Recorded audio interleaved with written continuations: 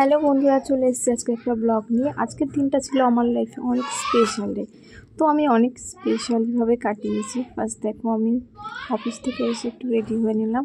এই ড্রেসটা আমার খুব পছন্দ, আমি বার্থডেতে পরবো বলেই কিনে রেখেছিলাম। দেখো আমি এদিকে রেডি হয়ে গেছি। হওয়ার পরে দেখো ওরা আমাকে সেলিব্রেশনের জন্য কোথায় নিয়ে। আজকে আমাদের ইনফ্লুয়েন্সারের বার্থডে, তো এখন আমরা একটা সারপ্রাইজ প্ল্যান করেছি যেটা আমাদের ইনফ্লুয়েন্সারকে দেওয়া হবে। এদিকে এসো, দরজা খোল, দরজা খোল। আর ফ্ল্যাশ বন্ধ, ভয় লাগছে।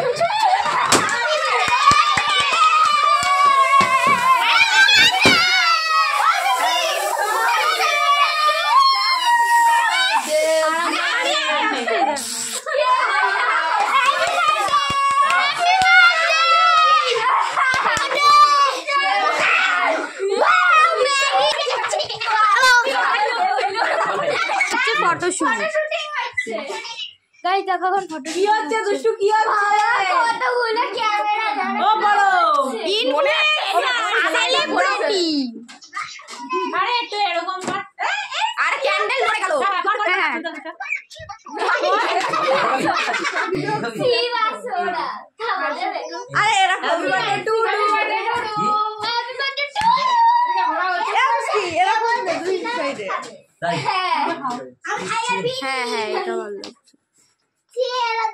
না হইছে এদিকে দেখা আমি লিয়াম দরজা খুলতে এর বন্ধু এখানে হাত দিছে ভালো লাগে কেন ওরকম করে কেন আরে ফাট না ছেলে না দাদা শুট হচ্ছে এরকম নাচলে চলবে আগে আর মুখা আনি কপাল। তুই কি করছিস? এই সব ভিডিও করছি। এখন হবে কেক কাটিং। ভিডিও তো করছো, তুমি তো বলছো না।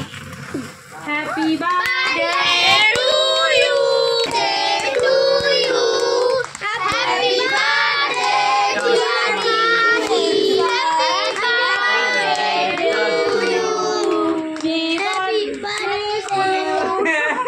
তুই বলছিস হ্যাপি বার্থডে টু ইউ। আর ঠিক করে গায়ও না একটু।